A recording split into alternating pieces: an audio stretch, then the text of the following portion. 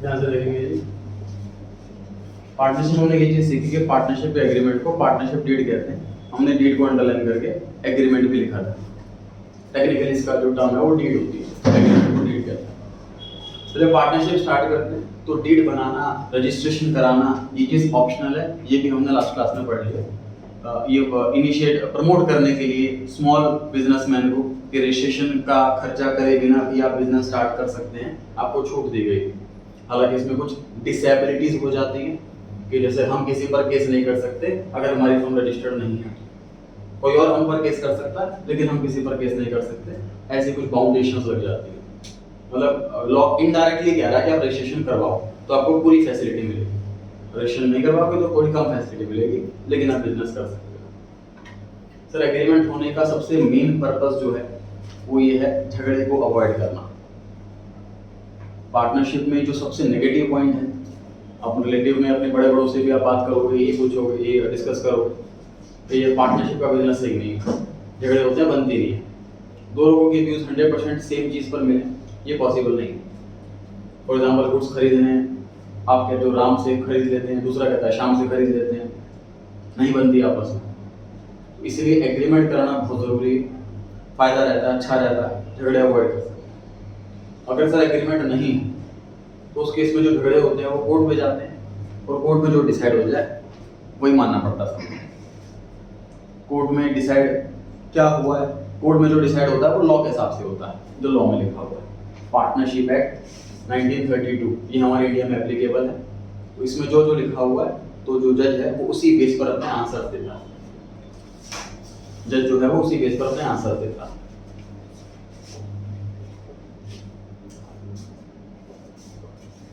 तो पार्टनर झगड़ते हुए आता है, पार्टनर ये कहता है कि सर मैंने फर्म को लोन दिया था और मुझे उस पर कोई इंटरेस्ट नहीं दे रहे हैं बाकी सब पार्टनर। जज कहता है कि आपने एग्रीमेंट करवाया था कि नहीं करवाया था, वो कहता है जी एग्रीमेंट तो करवाया नहीं है। तो अब इस केस में क्या होना चाहिए, उसे इंटरेस्ट मिलना चाहिए कि नहीं मिलना चाहिए, तो लॉ में लिखा हुआ है जी मिलना चाहिए। रीजन देखिए क्या होता है, ओनर अपनी कैपिटल लगाता है बिजनेस के लिए, प्रॉफिट के लिए काम करता है बिजनेस में, वो प्रॉफिट के लिए करता है, लेकिन लोन दे रहा किसी पार्टनर की ड्यूटी नहीं है, किसी भी पार्टनर की ड्यूटी नहीं होती लोन देना। अगर फिर भी किसी पार्टनर ने लोन दिया है तो एज एन आउटसाइडर लोन दिया, एज एन आउटसाइडर उसने लोन दिया। उस टाइम जो बैंक के रेट चल रहे थे 1932 में वो ये चल रहा था 6% पर एनम, तो आज भी यही रेट है 6% पर एनम, अपडेटेड नहीं है। ये हमें घर से याद करके जाना है, क्वेश्चन के अंदर गिवन नहीं होगा। पर एनम के ध्यान रखना है, पर एनम वर्ड से क्या रेलेवेंस हो जाती है, ये 6% जो है वो एक साल का इंटरेस्ट है। अगर किसी पार्टनर ने 6 महीने के लिए लोन दिया तो उसे इंटरेस्ट भी 6/12 6 महीने का ही मिलेगा, पूरा 6% नहीं मिलेगा। ऐसे 2 महीने के लिए इंटरेस्ट दिया तो 2 मिलेगा इंटरेस्ट। क्लियर होगी जी बात? अच्छा, लेकिन अगर सर मान लीजिए एग्रीमेंट में लिखा हुआ 11% इंटरेस्ट और लॉ में लिखा है 6%, तो कौन सा मिलेगा? 11 के 6 11 मिलेगा, क्योंकि लॉ खुद कह रहा है कि भैया आपस में एग्रीमेंट कर लो और जो मर्जी डिसाइड कर लो, हमें कोई दिक्कत नहीं है। अपने एग्रीमेंट में लिख लो 50% इंटरेस्ट का रेट, अपने एग्रीमेंट में लिख लो 5% इंटरेस्ट का रेट, अपने एग्रीमेंट में लिख लो 0.5 इंटरेस्ट का रेट, जो मर्जी एग्रीमेंट कर लो आप, हमें कोई दिक्कत नहीं है। पैसा आप लोगों का ही, आप लोगों ने आपस में बांटना। लेकिन आप लोग अगर आपस में नहीं बांट रहे तो फिर जो है डिसाइड करेगा लॉ में लिखा हुआ 6% पर, मतलब प्रीवेल जो करेगा, जो ऊपर माना जाएगा वो एग्रीमेंट माना जाएगा। ये ध्यान रखना, लॉ ऊपर नहीं एग्रीमेंट ऊपर है, क्योंकि लॉ खुद एग्रीमेंट को ऊपर कहता है। समझ आ रही है बात? सर एग्रीमेंट में लिखा हुआ है 0, तो 6 के 0 एग्रीमेंट में 0 तो लिखा है ना, ऐसा ना एग्रीमेंट में लिखा ही नहीं है। एग्रीमेंट में ऐसा लिखा हुआ है interest on loan will be provided eight 0 rate, जो रेट लिखा था हुआ है वही अप्लाई होगा। रेट लिखा ही नहीं तो लो अप्लाई होगा 6% पर। क्लियर हो गई बात? Yes sir. एक बात और सर, एग्रीमेंट में लिखा ना होने के दो मीनिंग निकलते हैं। पहला, एग्रीमेंट नहीं, एग्रीमेंट है लेकिन इंटरेस्ट ऑन लोन मेंशन नहीं है। तो मैंने दो बातों को, फिर पहला केस हमारा एग्रीमेंट ही नहीं है, एग्रीमेंट ही नहीं है, बात खत्म। फिर तो लॉ में जो लिखा है वही होगा, लॉ में लिखा है 6% पर है ना। अच्छा, दूसरा केस, सर हमने एग्रीमेंट बनवाया, पार्टनर्स ने एग्रीमेंट बनवाया, लेकिन उसमें इंटरेस्ट ऑन लोन के बारे में कुछ भी नहीं लिखा हुआ, तो उस केस में भी लॉ चलेगा 6% पर एनम। क्लियर हो गई बात? तो दो केस हो सकते हैं, एग्रीमेंट नहीं है या फिर एग्रीमेंट है पर उसमें कुछ मेंशन नहीं। ठीक है, ध्यान रखना 0% मेंशन होना भी मेंशन होना है, वही फॉलो होगा। ध्यान रहेगी जी बात? Yes sir. ऐसे क्वेश्चन में लिखा there is no written agreement, तो उसमें 6% ही लगेगा। हाँ, ओरल भी तो हो सकता है, जिसमें लिखा नहीं होगा ना ओरल, मतलब ये मतलब क्वेश्चन में लिखाने के रूम में क्वेश्चन ये है कि सर क्वेश्चन में ऐसा लिखा हुआ है कि उनके बीच में रिटन एग्रीमेंट नहीं है, तो सर मैं ऐसा भी प्रिज्यूम कर सकता हूं कि ओरल एग्रीमेंट है, ओरल एग्रीमेंट भी वैलिड होता है। तो देखो क्वेश्चन जब ये कह रहा है ना कि एग्रीमेंट नहीं है रिटन वाला, तो वी हैव टू प्रिज्यूम कि ओरल एग्रीमेंट भी नहीं है। ठीक है ना? तो फिर उसमें जैसे कुछ 6 के अलावा परसेंट लिखा है, तो फिर हमें ये 6 करना है वो। तो नहीं, जैसे रिटन एग्रीमेंट नहीं है तो we have to presume agreement कोई भी नहीं है, तो लॉ फॉलो होगा 6% पर एनम। हम आगे 29 पेज नंबर पे इंटरेस्ट ऑन लोन टॉपिक है। पहला क्वेश्चन है, लिखा हुआ in the absence of an agreement, agreement नहीं है sir, partners are entitled to, क्या मिलेगा जी पार्टनर को? ऑप्शन ए क्या था, सैलरी मिल जाएगी, कमीशन मिल जाएगा, इंटरेस्ट ऑन लोन मिल जाएगा, प्रॉफिट मिल जाएगा कैपिटल रेशियो में।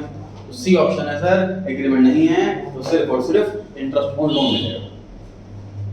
सेकंड क्वेश्चन क्या था जी, एग्रीमेंट नहीं है, partners are liable to receive interest on loan at the rate. Sir option number C में भी लिखा है 6%, ऑप्शन डी में भी लिखा है 6%, तो दो ऑप्शन सही है क्या इसमें? लास्ट वाला ऑप्शन है वो ज्यादा सही है। सर ऑप्शन डी नहीं होता तो उसे टिक कर देते। ठीक बात है? Yes sir. थर्ड क्वेश्चन पर आ गए हम। सर पार्टनरशिप एग्रीमेंट नहीं है तो कौन सा पॉइंट सही है? बोलो सर 6% तो तीनों में लिखा है, बी में भी, सी में भी, डी में भी, लेकिन बी में लिखा है कमीशन 6%, ऐसा कुछ नहीं लिखा हुआ लॉ में। ऑप्शन सी में लिखा है कैपिटल का इंटरेस्ट 6%, ऐसा भी नहीं लिखा लॉ में। ऑप्शन डी में लिखा है लोन पे इंटरेस्ट 6%, ये लिखा हुआ है लॉ में, इसलिए डी आंसर सही होगा। क्वेश्चन नंबर 4, एक पार्टनर ने 50,000 रुपए का लोन दिया हुआ है और वो चाहता है कि मुझे इंटरेस्ट मिल जाए 15% के हिसाब से। क्वेश्चन आगे लिखा हुआ है कोई एग्रीमेंट नहीं है, कोई डीड नहीं है, तो क्या करेंगे बताइए? ऑप्शन नंबर सी 6% देंगे।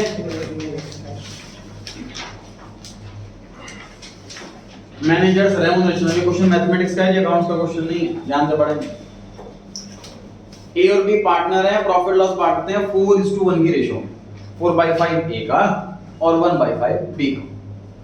C was a manager who received the salary of 2000 per month, साल के 24,000। जहां पर भी कोई भी अमाउंट पर मंथ लिखा हो, ध्यान रहे मल्टीप्लाई 12 करना ना भूलें, क्योंकि हम जो अकाउंट्स बनाते हैं वो एनुअल बनाते हैं।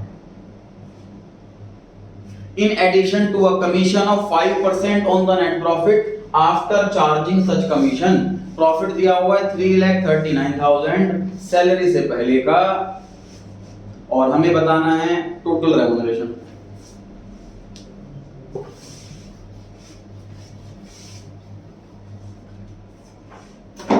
ये पल्ले पड़ती है जो बात सर, आफ्टर चार्जिंग वाला कॉन्सेप्ट क्या है? आफ्टर चार्जिंग कई बार लिखा होता है बिफोर चार्जिंग। रटने वाली बात करते हैं, profit multiply by rate into 100, profit multiply by rate 100 upon 100 plus rate. ये तो रटने वाली बात हो गई। समझते हैं फर्क क्या है? सर मैनेजर रखा, मैंने उसे कहा, क्वेश्चन से बाहर आ रहा हूं मैं, क्वेश्चन से बाहर आकर डिस्कस कर रहे हैं कि आफ्टर चार्जिंग जो वर्ड लिखा हुआ है इसका मीनिंग क्या है, एग्जांपल के थ्रू समझ लें। एक मैनेजर रखा सर, हमने उसको बोला कि आपको सैलरी मिलेगी 1 लाख रुपए महीना, और आपको हमारी जो ब्रांच है वो संभालनी है, बढ़िया प्रॉफिट होना चाहिए, अच्छी सेल होनी चाहिए। सर फिक्स सैलरी है, इतनी मेहनत नहीं कर रहा, एफर्ट्स नहीं लगा रहा, उसे लग रहा कि सेल नहीं भी होगी तो मेरा क्या जाना, मुझे सैलरी मिलेगी, फिक्स सैलरी मिलेगी। तो पार्ट जो ओनर था उसने क्या करा, उसको बोला कि तेरी सैलरी बना इससे और तुझे प्रॉफिट का 10% कमीशन मिलेगा, जितना प्रॉफिट होगा उसका 10% कमीशन मिलेगा तेरे को, ये डिसाइड कर लिया सैलरी बना। अब वो क्या करेगा, वो एफर्ट्स लगाएगा कि ज्यादा से ज्यादा सेल हो, ज्यादा से ज्यादा, कम से कम एक्सपेंस हो, सेल ज्यादा से ज्यादा हो, एक्सपेंस कम से कम हो, ताकि प्रॉफिट ज्यादा से ज्यादा बने, और प्रॉफिट ज्यादा होगा तो उसका कमीशन भी ज्यादा होगा। तो मान लीजिए प्रॉफिट हुआ टोटल 10 लाख, तो कमीशन कितना बना है इसका 1 लाख। तो प्रॉफिट 10 लाख हुआ, अकाउंट्स में चेक कर लिया, ओनर ने 10% के हिसाब से कमीशन दे दिया इसको 1 लाख रुपए। अब मैनेजर अपने घर जा रहा है सैलरी लेकर के, अपना कमीशन लेकर के, तो देखो बॉस जो है वो क्या देखता है, यार ये भी तो मेरा खर्चा है, तो मुझे तो प्रॉफिट सिर्फ 9 लाख ही बचा। प्रॉफिट 10 लाख हुआ, इसमें से कमीशन लेस नहीं हो रखा, 1 लाख रुपए कमीशन लेस करा, अब प्रॉफिट कितना बचा 9 लाख। तो बॉस कहता है यार ये भी तो मेरा एक्सपेंस है, तो देखा जाए मुझे प्रॉफिट तो 9 लाख ही हुआ, तो मुझे 9 लाख के हिसाब से कमीशन कितना देना चाहिए था 90,000। कमीशन ज्यादा दे दिया मैंने, समझ आ रही है बात? Yes sir. वो वापस से मैनेजर को बुलाता, कमीशन तुम्हें ज्यादा मिल गया गलती से, 90,000 रुपए तुम्हारा कमीशन बनेगा बस, तो 90,000 रुपए लेकर के जाता। अब फिर मैनेजर रास्ते में कैलकुलेशन करता कि 10 लाख प्रॉफिट हुआ था इनको, मुझे कमीशन मिला 90,000, तो इनके पास प्रॉफिट बचा तो 9,10,000, 9,10,000 का 10% तो 91,000 होता, मुझे 1,000 रुपए कम मिले, फिर वापस आता हो। तो ऐसी कहानी चलती रहेगी। तो कहानी का सर सॉल्यूशन क्यों है और ये कन्फ्लिक्ट क्यों आ रहा है? कन्फ्लिक्ट ये इसलिए आ रहा है क्योंकि प्रॉफिट उन्होंने डिफाइन नहीं करा, ये दोनों ही प्रॉफिट, ये प्रॉफिट है बिफोर चार्जिंग कमीशन और ये वाला प्रॉफिट है आफ्टर चार्जिंग कमीशन।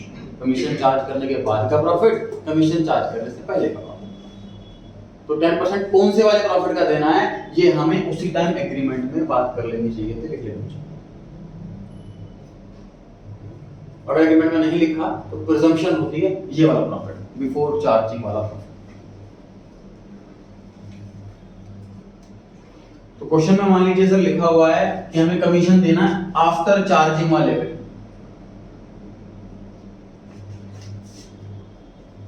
मतलब हमें ये वाला प्रॉफिट तो पता है, ये नहीं पता, ये नहीं पता, और मुझे 10% इसका करना है। हाउ इज पॉसिबल, ये कैसे करें? तो क्वेश्चन में बोला है कि इस वाले प्रॉफिट का 10% कमीशन देना है, लेकिन प्रॉफिट निकलेगा कब? जब मैं इसमें से कमीशन लेस करूंगा। कमीशन कब निकलेगा? जब ये निकलेगा। ये कब निकलेगा? जब कमीशन निकलेगा। ये दूसरे पर डिपेंडेंट हो गए। छोटी सी मैथमेटिक्स लगानी पड़ेगी हमें इसमें। कैसे? तो मान लीजिए ये 100 रुपए है, तो ये 10 है,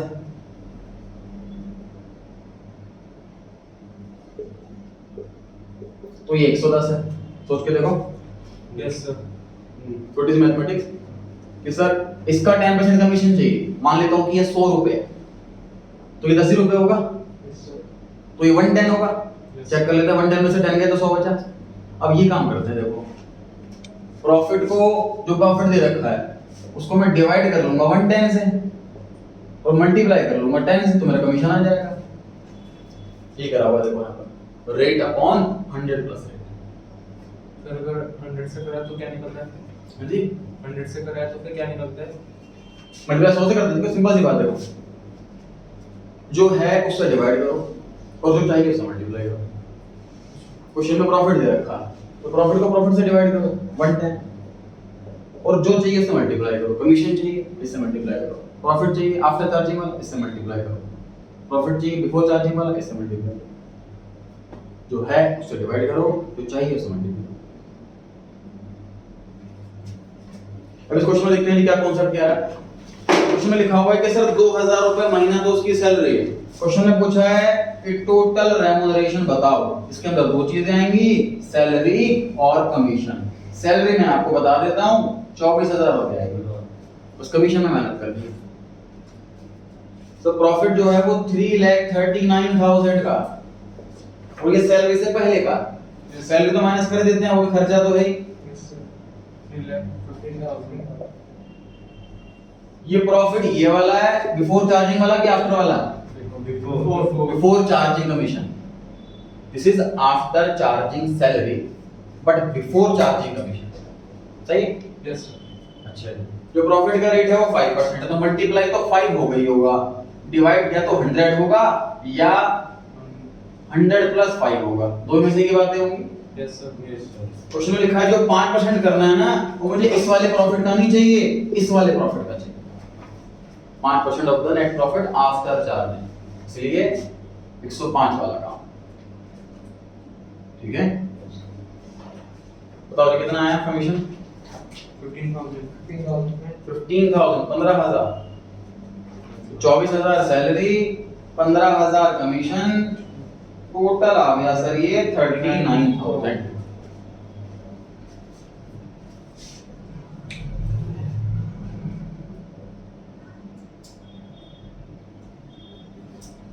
सर ये आप 24,000 कहाँ से आए?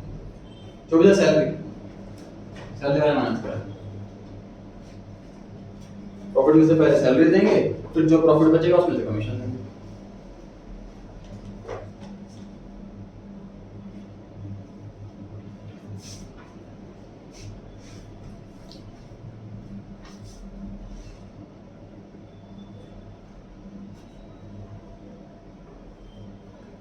चेंज करो छोटा सा क्वेश्चन के अंदर है, यस आप लोग सॉल्व करके बताएंगे। सेकंड लाइन में लास्ट वर्ड लिखा है बिफोर, उसकी जगह आफ्टर होता तो सैलरी माइनस नहीं होती, वो तो डायरेक्ट कमीशन से। आंसर बताएंगे आप लोग।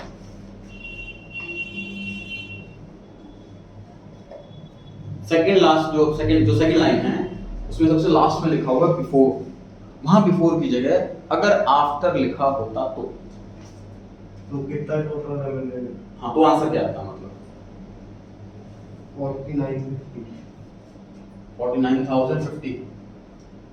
40,900। अच्छा, एक आंसर आया है जी 40,950।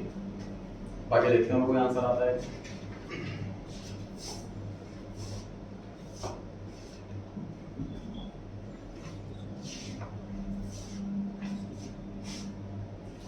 निकालना आफ्टर चार्जिंग है बिफोर चार्जिंग? बाकी पूरा क्वेश्चन से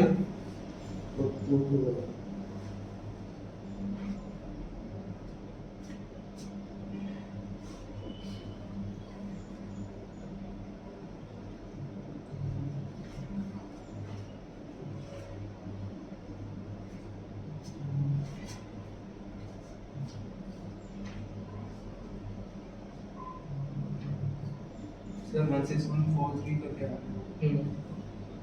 मतलब आप लोग क्या करेंगे सर, 3,39,000 में से अगर सैलरी ऑलरेडी चार्ज हो चुकी है तो वो माइनस नहीं करेंगे हम, और इसी का 5/105 करेंगे। ये बैठेगा हमारा कमीशन और सैलरी ऑलरेडी रखेगी। सही? Yes sir.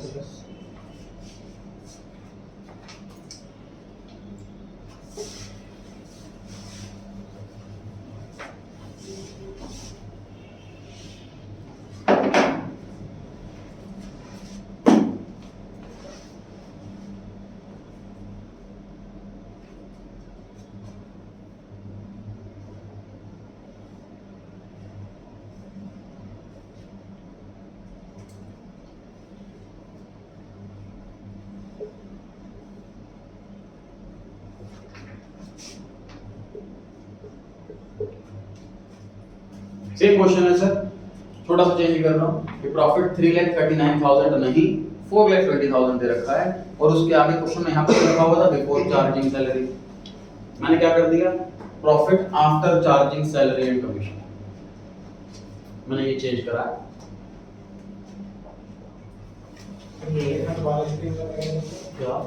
जहाँ क्वेश्चन में लिखा हुआ है 3,39,000, उसकी जगह मैंने कर दिया 4,20,000। जहाँ क्वेश्चन में लिखा है बिफोर चार्जिंग सैलरी, मैंने वहां पे लिख दिया profit after charging salary and commission. ये चेंज करा है मैंने। अब माइंड लगाइए कौन सा प्रॉफिट दे रखा है, कितनी सैलरी मिलेगी और कितना कमीशन। सैलरी तो वही रहेगी 24,000, कमीशन फाइंड आउट करना है। 20,000 4,44,000। बताइए मिक्स आंसर आ रहा है, बताइए क्या क्या आंसर दे रहे हैं। सर 20,000 20,000 20,000 और 21,000 21,000 21,000 और 20,000 की 2 वोट हो गए। और आप बता रहे थे कुछ 4 लाख 4,44,000।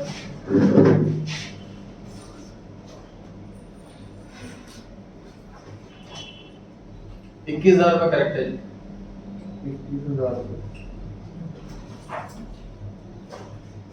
देखिए क्वेश्चन में क्या बोला हुआ है कि 4,20,000 after charging salary and commission है, मतलब 4,20,000 में से सैलरी भी माइनस हो चुकी है, कमीशन भी माइनस हो चुका है, सब कुछ माइनस हो चुका है, ये माइनस करने के बाद वाला प्रॉफिट। और मैं 5 मिनट उसी का तो करना है, तो 4,20,000 का 5 मिनट 21,000।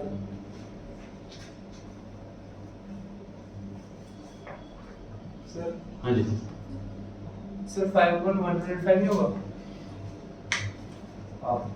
5/105 क्यों नहीं होगा? ध्यान से देखिए जी, प्रॉफिट माइनस कमीशन फिर प्रॉफिट, ये प्रॉफिट है बिफोर चार्जिंग कमीशन, ये प्रॉफिट है आफ्टर चार्जिंग कमीशन। अब क्वेश्चन में ये दे रखा होता है, लेकिन हमें रेट लगाना होता है यहाँ पर, इसलिए मजबूरी हमें रेट अपॉन 100 प्लस रेट करना होता है। लेकिन इस क्वेश्चन में तो हमें इस पर रेट लगाना है और यही दे रखा है, ठीक है। मैं कोशिश कर रहा हूँ कंफ्यूज करने की, लेकिन कंफ्यूज हो गया तभी एफर्ट लगाओगे कि क्या हो सकता है केस, क्या क्या केस बन सकता है। हमने जो समझा वो सही समझा या नहीं समझा, क्योंकि ये केस करके नहीं क्लिक करता माइंड में कि समझ में आया कि नहीं, चेंज ज्यादा समझ में आता। बढ़े आगे, P&L appropriation account. Sir salary पे करी है हमने पार्टनर को, रिकमेंडेशन ज्यादा आता नहीं है। हाँ जी ज्यादा आता नहीं। P&L हाँ जी, पहला salary paid to a partner, ये आइटम कहां अपीयर होगी? Notes to accounts, revaluation account, P&L appropriation account, trading account. P&L appropriation. Sir partner को दी जाने वाली हर एक चीज P&L एप्रोप्रिएशन अकाउंट में आती है, दो चीजों को छोड़कर। Interest on loan rent to a partner, note कर लेंगे सभी। मैनेजर कमीशन भी होता है। वो मैनेजर का पार्टनर का थोड़ी डिस्कस करता हूं।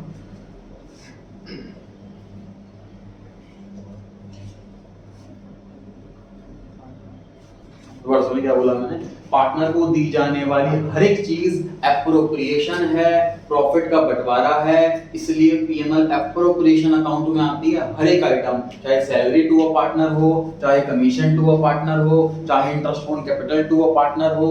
लेकिन ये दो आइटम जो मैंने बोर्ड पर लिखी हैं, ये एप्रोप्रिएशन नहीं होती, ये प्रॉफिट पर डिपेंड नहीं होती, ये हर पार्टनर को हर साल मिलेगा ही मिलेगा, चाहे प्रॉफिट हो या ना हो।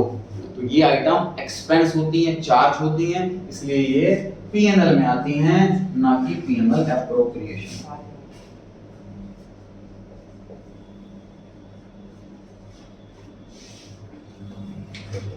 एप्रोप्रिएशन नंबर मैंने दिया है जी, आपकी पॉकेट मनी, डैडी का इनकम कम है इस महीने तो आपको पॉकेट मनी नहीं मिलेगी। एप्रोप्रिएशन है डिस्ट्रीब्यूशन ऑफ प्रॉफिट है, प्रॉफिट होगा तो मिलेगा वरना नहीं मिलेगा। P&L में आने वाले आइटम चार्ज होती है, एक्सपेंस होती है, आपकी स्कूल की फीस डैडी देंगे ही देंगे, चाहे काम डाउन है कि अप है, ये चार्ज होता है, एक्सपेंस होता है, देने के, ठीक है। Yes sir. पार्टनर अपनी प्रॉपर्टी देता है एज एन आउटसाइडर, उसकी ड्यूटी नहीं है, क्योंकि चारों लोग मिलकर काम कर रहे हैं, चारों लोग बराबर पैसा लगाएंगे, बराबर काम करेंगे। कोई अपनी प्रॉपर्टी दे रहा है रेंट पर तो एज एन आउटसाइडर दे रहा है, उसको इंटरेस्ट देना ही देना है। कोई पार्टनर अब लोन दे रहा है, उसको इंटरेस्ट देने देना, ठीक। क्वेश्चन नंबर 1 में कोई और ऑप्शन इसमें नहीं दे रखा, लेकिन और कहां आता है salary to a partner? P&L appropriation account में तो आता ही आता, और कहां आता है? Profit partners capital. Partners capital account. कोई सिंपल सी पार्टनर है, कोई भी पार्टनर की सैलरी बनती है तो अकाउंटेंट थोड़ी ना सर पार्टनर को बोलेंगे जी आपकी सैलरी 10,000 रुपए भरो, हम उसे बोलेंगे सर आपकी सैलरी इतनी बनती है, मैंने आपके अकाउंट में लिखा, उसका अकाउंट कैपिटल अकाउंट। ध्यान रहेगी जी, पार्टनर को दी जाने वाली हर एक चीज ये ऑब्वियसली पार्टनर्स कैपिटल अकाउंट तो आएगी। तो ऑप्शन में पार्टनर्स कैपिटल अकाउंट भी हो सकता था instead of P&L appropriation.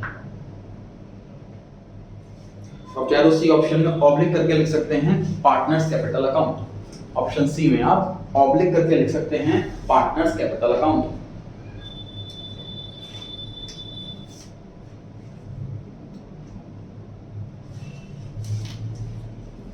Question number 2 पर आगे जी, नेट प्रॉफिट है इस फर्म का 5,000 rupees, interest on capital and interest on drawings still not charged 5,000 और 2,500।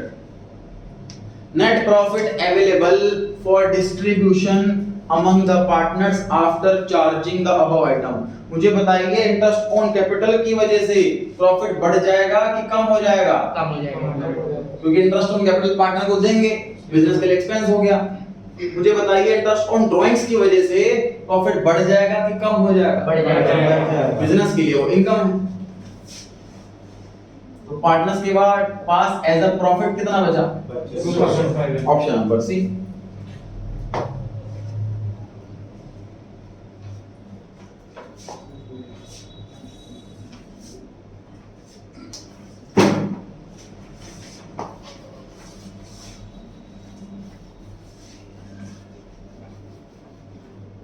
यहां से देखेंगे बोर्ड पर,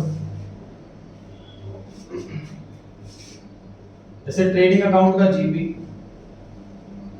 पीएनएल में इधर जाएगा Yes, sir.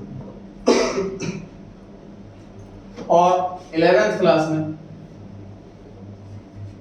पीएनएल अकाउंट का नेट प्रॉफिट यहां कैपिटल में ऐड होता है। ठीक बात है, Yes, sir. क्योंकि सिर्फ एक ही कैपिटल है, ये प्रोप्राइटरशिप है। पार्टनरशिप में कहां जाएगा ये? Appropriation.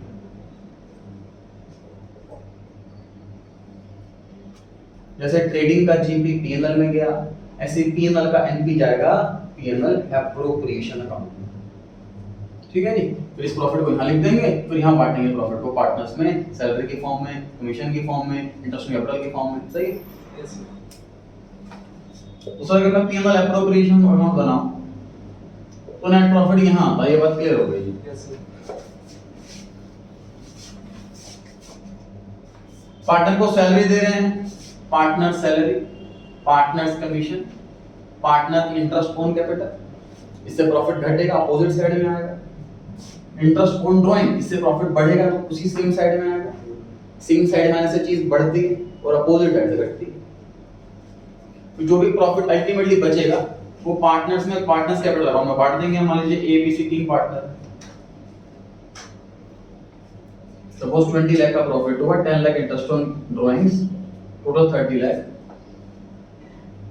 5 लाख 5 लाख 5 लाख, प्रॉफिट कितना बचा? 15 लाख। सपोज रेशियो इक्वल है तो इनमें बढ़ जाएगा।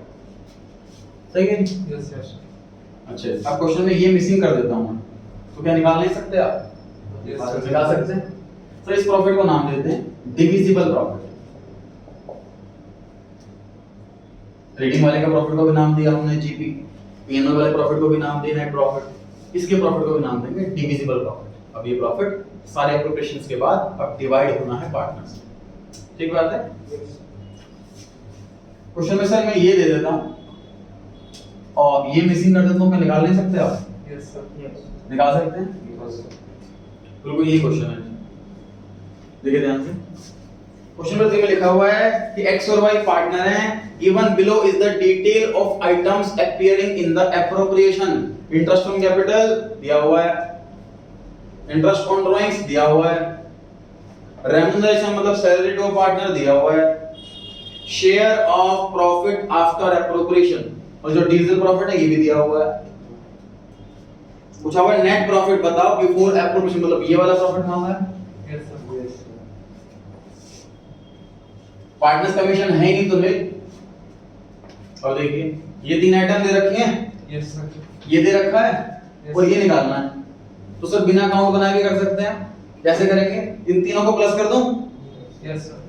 और उसमें से ये माइनस कर दूंगा तो ये आ जाएगा, है कि नहीं? चालू हो जाओ।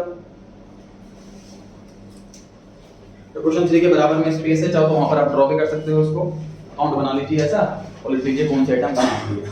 क्वेश्चन 3 के पास खाली स्पेस है, वहां पर आप ऐसा ड्रॉ कर सकते हैं इसको।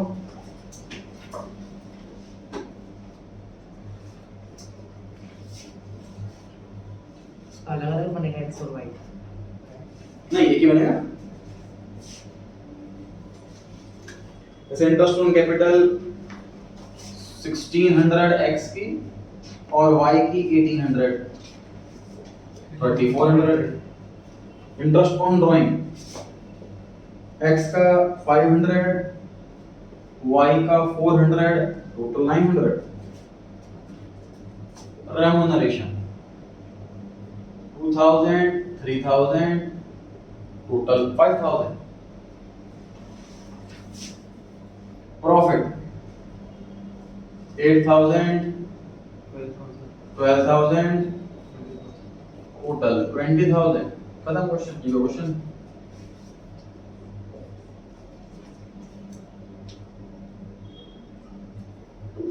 टोटल करें डेबिट साइड का, उसमें से क्रेडिट साइड माइनस कर दें, आंसर आपके हाथ में। 27,500। ठीक।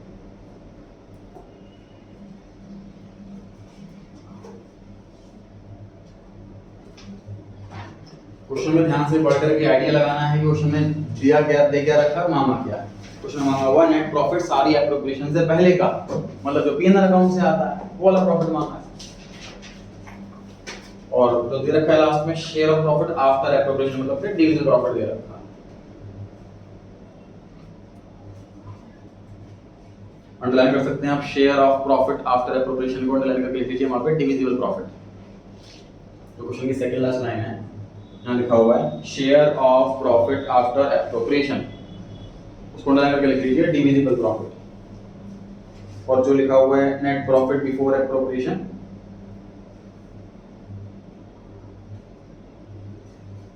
उसको अंडरलाइन कर लीजिए नेट प्रॉफिट।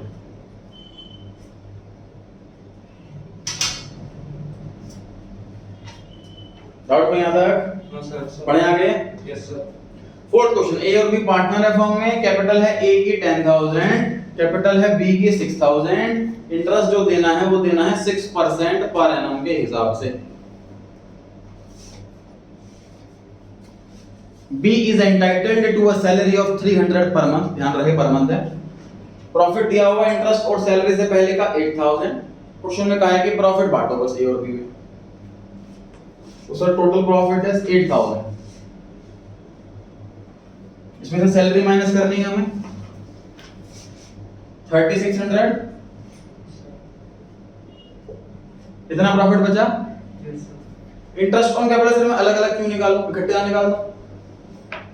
16,000 का 6%, कोई 10,000 पे भी इंटरेस्ट देना है कैपिटल पर और 6,000 पे भी इंटरेस्ट देना है, ठीक बात है।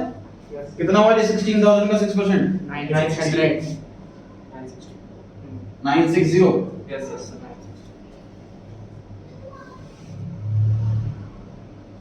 ये प्रॉफिट बच गया, यस सर। इसको बांट देते हैं पार्टनर्स में, आधा आधा। Sir A. ये ऑप्शन बताइए कोई समस्या? No sir.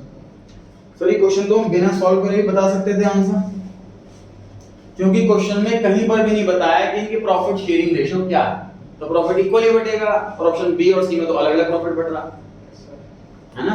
ये भी हमें हिंट मिल गई, ए ऑप्शन से। हालांकि ऐसा, लेकिन डी ऑप्शन भी हो सकता था, नन ऑफ दिस, इसलिए हमें रिस्क नहीं लेना, सॉल्व करके देखना।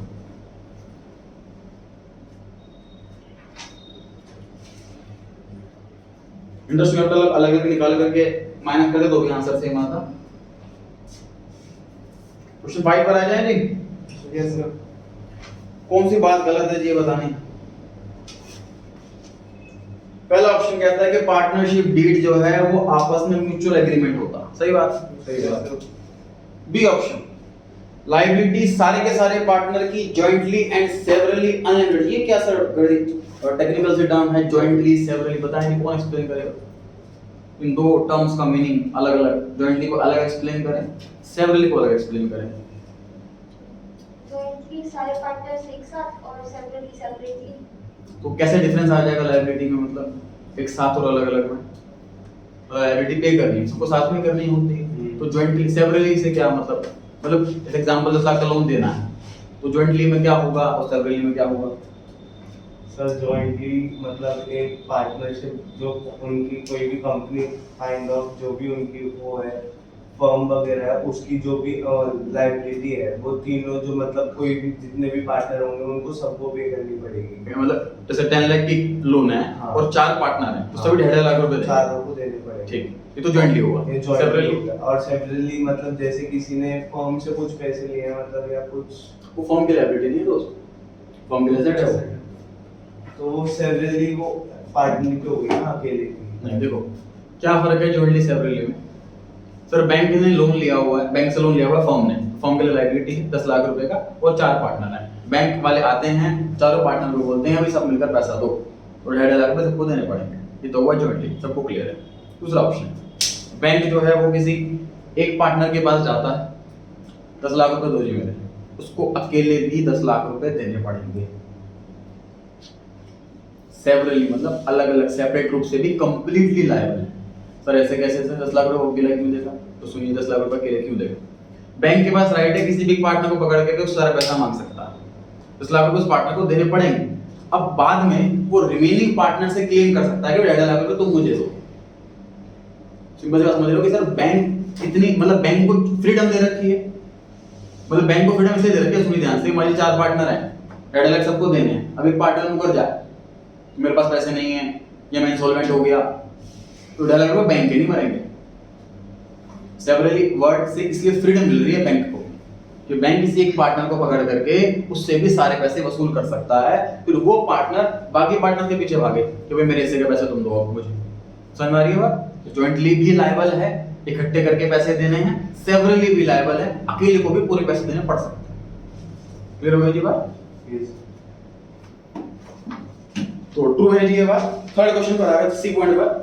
एग्रीमेंट अगर नहीं है तो पार्टनर जो है ना वो कैपिटल की रेशियो में प्रॉफिट बांटेंगे। फिर कैपिटल की रेशियो मतलब जो ज्यादा कैपिटल लगा रहा है उसको ज्यादा प्रॉफिट मिलेगा, जो कम कैपिटल लगा रहा है उसे कम प्रॉफिट मिलेगा। ये चीज गलत Yes, sir. गलत इसलिए है कि देखो हर पार्टनर की ना अपनी कैपेसिटी होती है। कोई पार्टनर कैपिटल ज्यादा लगा सकता है, कोई काम ज्यादा करेगा, किसी को नॉलेज उस काम की ज्यादा है, कोई जगह अपनी प्रोवाइड करा रहा है, कोई अपनी क्लाइंटेज प्रोवाइड करा रहा है, हर एक की अपनी क्वालिटी होती है।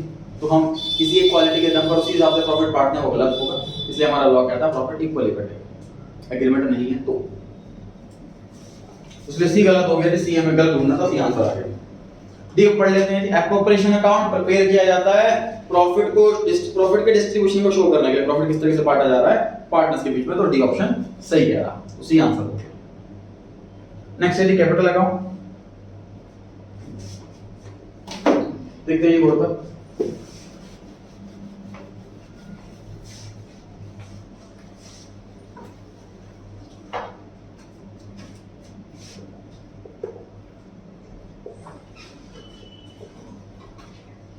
तो 3 चीजों का क्रेडिट बैलेंस होता है, लायबिलिटी, कैपिटल और रेवेन्यू। क्रेडिट बैलेंस जो होता है वहां पे बीडीपी इसी साइड आता है, ओपनिंग बैलेंस इस साइड आएगा और क्लोजिंग बैलेंस इस साइड आएगा। सिंगल एंट्री चैप्टर में सीखी थी हमने बात 11th class last chapter. Capital का सर क्रेडिट नेचर होता है, जिस चीज से बढ़े वो क्रेडिट साइड में आएगा और जिस चीज से घटे वो डेबिट साइड में आएगा। एग्जांपल बताएंगे आप लोग, एग्जांपल दीजिए इस साइड का। Cash is an asset, salary sir salary दे रहे हैं अगर हम पार्टनर को, जैसे मैं अकाउंटेंट हूं, मैंने बोला भी आपकी सैलरी बनती है, मैं आपके अकाउंट में लिख दी, तो अकाउंट बढ़ा माना उसका नाम, ठीक बात है। और बताइए कमीशन, बिल्कुल सही है सर, कमीशन से इसकी साइड कैपिटल बढ़ेगी। और बताइए एप्रोप्रिएशन, प्रॉफिट बांटा है सर हमने, डिविजिबल प्रॉफिट जो है वो पीएम एप्रोप्रिएशन अकाउंट से हमने यहां बांटा है, प्रॉफिट से कैपिटल बढ़ती है सर। और एडिशनल कैपिटल, हां जी interest on capital sir, interest on capital देंगे हम क्या पार्टनर को, फर्म के लिए एक्सपेंस है, पार्टनर के लिए डिविडेंड दे रहे हैं, हां जी डिविडेंड डिविडेंड कंपनी में होता है, पार्टनरशिप में नहीं होता। पार्टनर का रेंट, पार्टनर का रेंट एक्सपेंस होता है, वो डेट पे होगा, उसको अकाउंट में नहीं लिखा जाएगा इसके। एडिशनल कैपिटल, एडिशनल कैपिटल बिल्कुल बढ़िया सर, एडिशनल कैपिटल लगाइए तो कैपिटल बढ़ेगी इसकी डेफिनेटली। कम होने की रीजन बताएं। ड्राइंग से सर कैपिटल कम हो जाती है, बहुत बढ़िया। और एक्सपेंसेस नहीं आते पीनल कैपिटल पीनल अकाउंट में। हां जी interest on drawings, interest on drawing से कैपिटल कम हो जाती है सर, बहुत बढ़िया, कैपिटल कम हो जाएगी इससे।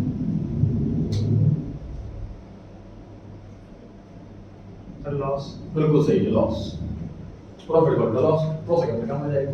यानी इलस्ट्रेटिव लिस्ट पढ़ी, किस किस चीज से कैपिटल बढ़ती है और किस किस चीज से कैपिटल कम होती है।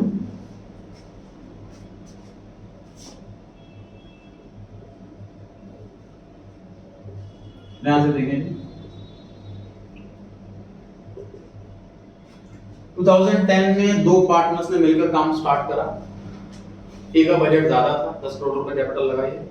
बी का बजट कम था, इसने सिर्फ 5 करोड़ रुपए कैपिटल लगाई। लेकिन बी को नॉलेज ज्यादा है और बी ज्यादा काम करेगा, टाइम ज्यादा देगा, इसलिए उन्होंने आपस में डिसाइड करा है कि जितना भी प्रॉफिट होगा हम इक्वली बांटेंगे। ड्राइंग्स करने की तो छूट होती है पार्टनर्स को, कोई ज्यादा करे कोई कम करे। आफ्टर 20 years कैपिटल ये हो गई है। आफ्टर 10 years 10 साल के बाद कैपिटल ए की दिख रही है हमारी बैलेंस शीट के अंदर 20 करोड़। ये 10 से 20 कैसे बन गया सर? हर साल प्रॉफिट ऐड हो रहा होगा, हर साल ड्राइंग्स माइनस हो रही होगी और ये बना अल्टीमेटली। सर ये 5 का 30 कैसे बन गया? हर साल प्रॉफिट ऐड हो रहा है, हर साल ड्राइंग्स माइनस हो रही है। सर ये इतना ज्यादा कैसे बढ़ गया? ड्राइंग्स कम कर रहा है, ड्राइंग्स कम कर ये ड्राइंग ज्यादा कर रहा है, प्रॉफिट तो इक्वली ऐड हो रहा है। ठीक, अब जब इस साल की बैलेंस शीट बनेगी तो दुगनी होगा एक को, क्योंकि बैलेंस शीट में जैसे ही कैपिटल वो दिखेगा तो कैपिटल देखने से, बैलेंस शीट देखने से ऐसा लगेगा कि पार्टनर ए ने 20 करोड़ रुपए लगा रखे हैं और पार्टनर ए ने लगा रखे हैं 20 करोड़ और पार्टनर बी लगा रखे हैं 30 करोड़। मतलब बी पार्टनर ने ज्यादा कैपिटल लगा रखी है, ए ने कम लगा रखी है, ये शो हो रहा है। लेकिन ए को पता है भी ओरिजिनली तो मैंने पैसा डबल लगा रखा था ऐसे। ये कैसे अकाउंट्स बनाया तुमने? इसमें ऐसा लग रहा है कि मैं पैसा कम लगा रहा हूं, ये पैसा ज्यादा लगा रहा है।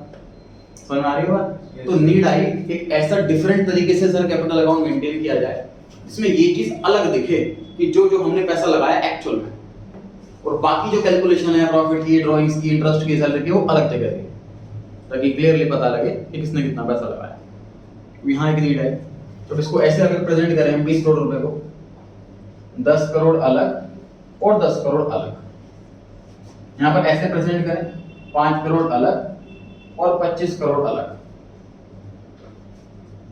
इस वाले को नाम कैपिटल देते हैं, इसको भी नया नाम देंगे।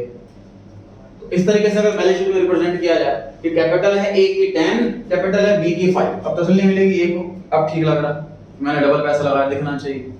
और बाकी की कैलकुलेशन 10 करोड़ रुपए और अलग से ऐड हो गए, ये हमने कैपिटल बढ़ गई हमारी बिजनेस के अंदर, इसके कैपिटल 25 बढ़ी है, ड्राइंग्स कम कर रहा है। ठीक बात है? मतलब अल्टीमेटली होना यही है, लेकिन बस को ब्रेक करके, स्प्लिट करके हम दिखा रहे हैं ताकि complete picture, true and fair view दिखाई दे, मिसकंसेप्शन ना हो जाए पार्टनर्स के बीच में। ठीक बात है जी? तो इस मेथड के अंदर सर, इस तरीके के अंदर जो हमारी कैपिटल रहती है वो फिक्स रहती है, जो थी वही रहती है, इसलिए हमने इस मेथड का नाम रखा है फिक्स्ड कैपिटल मेथड। इसमें कैपिटल हमेशा फिक्स रहती है। इसमें हम टोटल 2 अकाउंट बनाते हैं, एक कैपिटल अकाउंट और एक करंट अकाउंट। जो बाकी की ट्रांजैक्शन है कैपिटल लगाने के अलावा, वो सारी के सारी हम करंट अकाउंट में ट्रांसफर करते हैं। देखो अभी भी नंबर ऑफ आइटम उतनी ही रहेंगे जितनी कैपिटल अकाउंट में आती थी, अभी उतनी ही आइटम आएंगी, और सब स्प्लिट हो जाएंगी, कैपिटल वाली आइटम अलग और जो बाकी के एडजस्टमेंट्स हैं वो अलग, ताकि कैपिटल फिक्स रहे। क्लियर हो गई जी बात? तो sir capital account, fix capital method में कैपिटल अकाउंट जो बनता है वो कैपिटल अकाउंट बनता है और करंट अकाउंट, 2 अकाउंट बनते हैं। कैपिटल अकाउंट क्या इंडिकेट कर रहा है? कितना पैसा बिजनेस में लगाया ओनर्स ने, और करंट अकाउंट बाकी के ट्रांजैक्शन, प्रॉफिट, लॉस, ड्राइंग्स ये सब। ठीक बात है? अच्छा, और ये वाला जो मेथड था, इसमें हमारा पार्टनर कहता है कि मुझे ऐसा कुछ मिसकंसेप्शन का कोई चक्कर नहीं है, एक ही अकाउंट बनाओ, कंफ्यूजन नहीं होनी चाहिए। तो इसमें कैपिटल सर जो बीडी होगा वो सीडी कभी नहीं होगा, चेंज पक्का होगा, फ्लक्चुएट पक्का होगा। Yes sir. इसलिए इसका नाम रख दिया हमने फ्लक्चुएटिंग कैपिटल मेथड।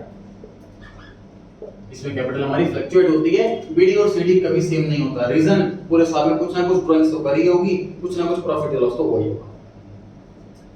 तो फ्लक्चुएटिंग कैपिटल मेथड में सर सिर्फ एक ही अकाउंट बनता है, capital account. Fix capital method में 2 अकाउंट बनते हैं, कैपिटल अकाउंट और करंट अकाउंट। कैपिटल अकाउंट अगर फ्लक्चुएटिंग है, सारी चीजें कैपिटल अकाउंट के अंदर ही आएंगी।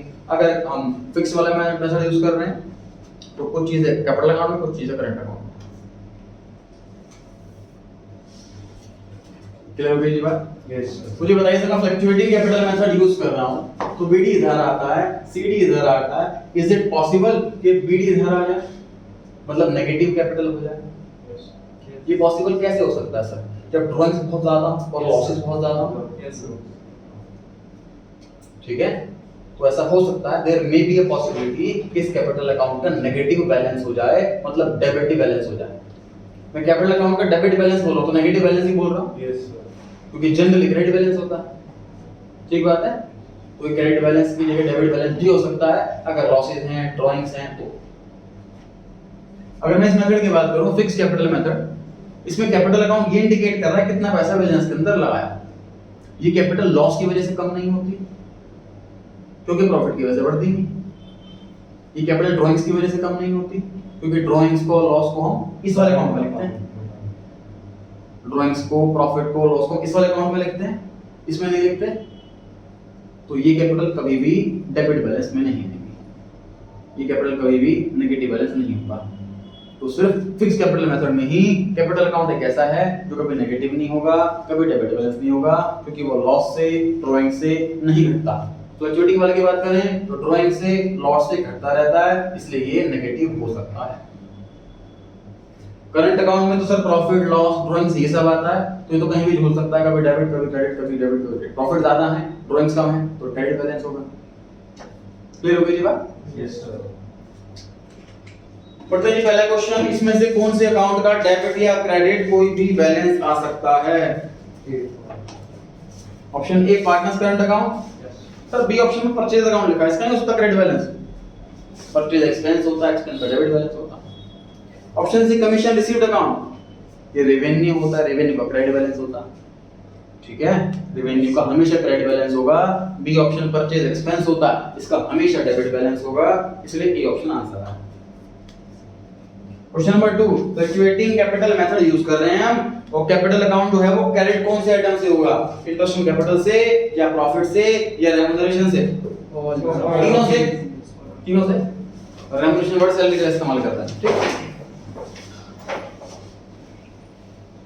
पार्टनर कैपिटल अकाउंट क्रेडिट में से कौन से आइटम से होगा? Interest on capital. Interest on capital.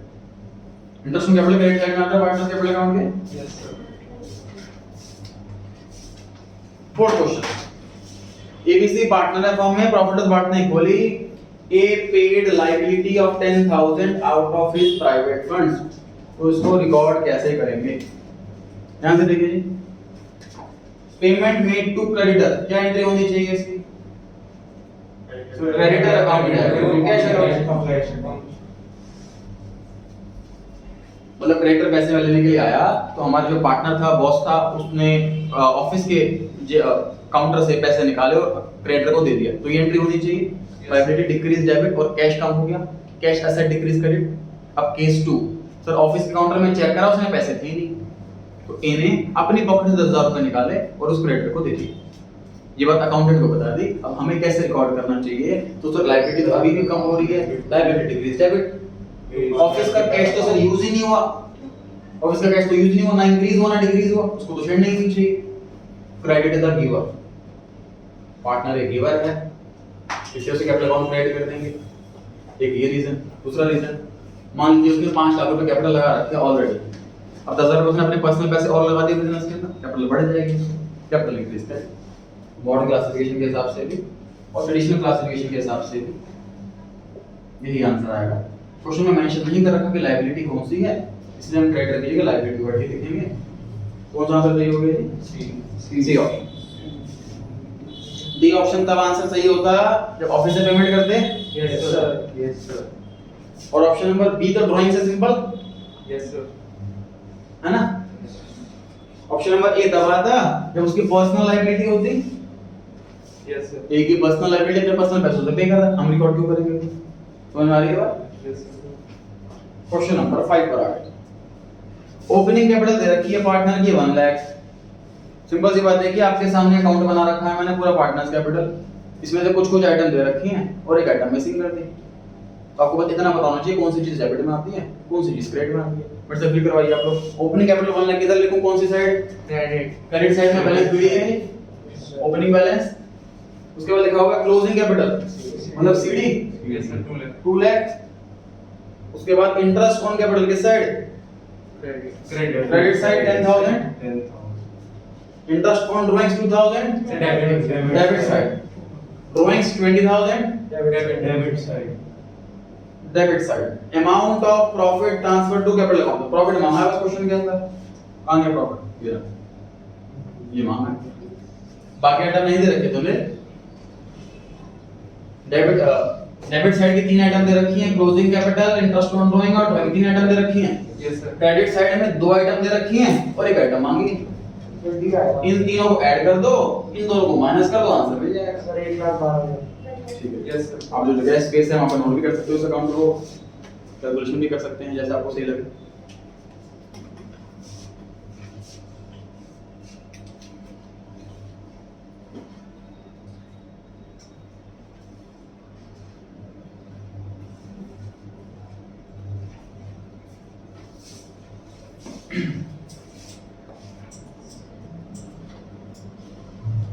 Sir partnership act 1932 बहुत पुराना पार्टनरशिप एक्ट है सर, 1932 से लेके अब तक अपडेट नहीं करा। ऑलमोस्ट 2 साल हो जाएंगे 10 साल बाद। इसलिए काफी चीजें हैं पार्टनरशिप एक्ट की एम्पावर कर रखी है कंपनीज एक्ट को, मतलब पार्टनरशिप एक्ट ने अपनी पावर्स दे रखी है कंपनी एक्ट को कुछ कि आप डिसाइड कर लेना, आप अपडेट भी आना हमारे लिए। ऐसे ही मैक्सिमम पार्टनर कितने होने चाहिए उसकी पावर कंपनी एक्ट को दे रखी है। तो कंपनी एक्ट ने डिसाइड किया है कि मैक्सिमम पार्टनर कितने होने चाहिए, क्योंकि एट प्रेजेंट 50 ये अपडेट होते रहते हैं। इस साल के लिए 50 है, नेक्स्ट ईयर के लिए अलग भी हो सकता है। क्वेश्चन नंबर 1 लिखा हुआ है जी मैक्सिमम पार्टनर पार्टनरशिप फर्म में कितने होंगे, ये कंपनी एक्ट ने स्पेसिफाई कर रखा है और वो कितना स्पेसिफाई कर रखा है, आंसर आ गया जी 50। ठीक है, ये भी ध्यान रखा है कि स्पेसिफाई किसने कर रखा है, कंपनी एक्ट ने कर रखा है, ये भी ध्यान रखना। ठीक है, यस सर। क्वेश्चन नंबर 2 अगर पार्टनरशिप डीड नहीं है तो प्रॉफिट कैसे बांटेंगे, सब में बराबर बराबर बांटेंगे। थर्ड क्वेश्चन फिक्स कैपिटल का बैलेंस चेंज कब होगा। Additional capital increase.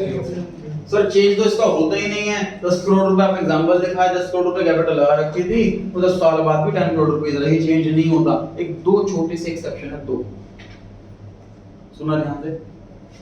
देखो जनरली क्या होता है कि ओनर जब स्टार्टिंग में पैसा लगाता है तो वो इतना लगाता है कि बिजनेस चल पाए, सारा पैसा नहीं लगा देता अपना, क्योंकि नई बिजनेस में बहुत रिस्क होता है। तो स्टार्टिंग में पैसा लगाया, बिजनेस चलने लग गया, अब उसे लग रहा है कि पैसा मेरा बिजनेस में पैसा डूबेगा नहीं, चल पा रहा है मेरा बिजनेस, अब वो जहां जहां नीड होगी पैसों की अपना और पर्सनल पैसा लगा करके बिजनेस के अंदर लगाता रहेगा। तो कैपिटल में और पैसा भी लगाया जा सकता है, एडिशनल कैपिटल भी लगाई जा सकती है। तो एडिशनल कैपिटल यहाँ आनी चाहिए ना, यहाँ तो नहीं आनी चाहिए, क्योंकि ये इंडिकेट कर रहा है कैपिटल लगाना। तो हमारी बात, तो एडिशनल कैपिटल से कैपिटल फिक्स कैपिटल भी चेंज हो सकती है। मतलब 99% केसेस में तो फिक्स कैपिटल फिक्स ही रहती है, वो चेंज होती ही नहीं है।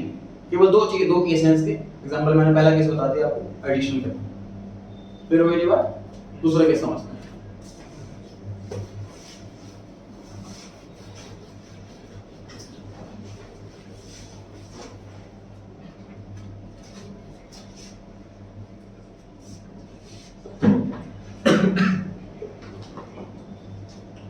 सर राम ने राम स्टोर नाम से दुकान खोली, प्रोप्राइटरशिप, 10 लाख रुपए इन्वेस्ट करे।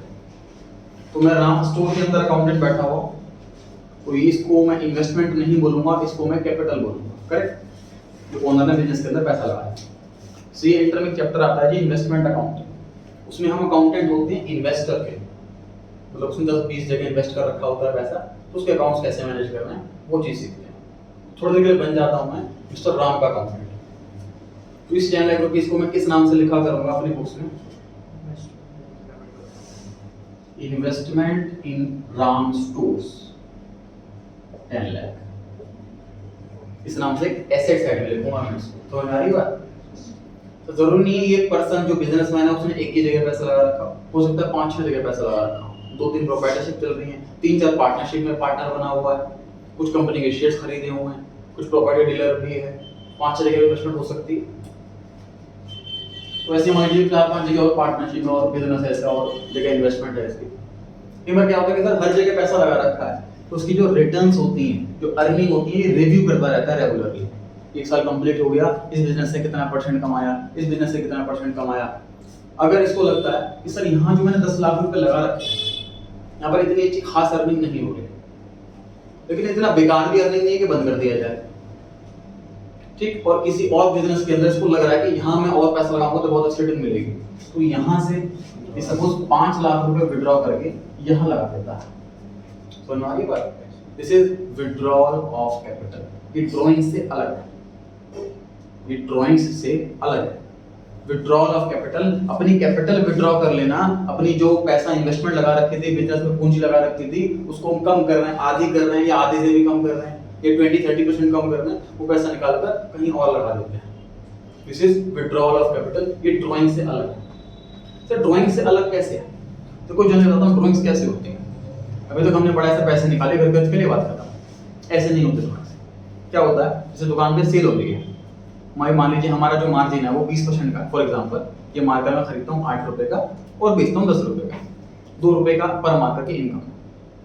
जैसे मैंने एक महीना पूरा हो गया, 1 लाख मार्कर बेच दिए, तो पार्टनर्स को बताया 1 लाख मार्कर बेच दी, तो 1 लाख मल्टीप्लाई बाय 2, हमने 2 लाख रुपए लगभग कमा लिए इस महीने, ठीक। एक रफ आइडिया से प्रॉफिट निकाल लेते हैं। वो लोग 2 लाख रुपए कमाई होगी, हम 4 पार्टनर हैं तो लगभग 50,000 रुपए हर एक के हिस्से में आ गया।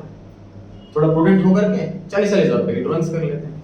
ऐसे ड्राइंग्स होती है, मतलब एक रफ एस्टिमेट से वो प्रॉफिट अपने माइंड में कैलकुलेट कर लेते हैं और उसके बेस पर वो ड्राइंग्स कर लेते हैं। प्रॉफिट से ड्राइंग्स की जाती है, इसे नॉर्मल वाली ड्राइंग को बोलते हैं drawings out of profit. Normal वाली ड्राइंग को बोलते हैं ड्राइंग्स आउट ऑफ प्रॉफिट और इसे वाली ड्राइंग्स को बोलते हैं drawings out of capital. Drawings out of capital he draw करिए। क्लियर हो रही है बात?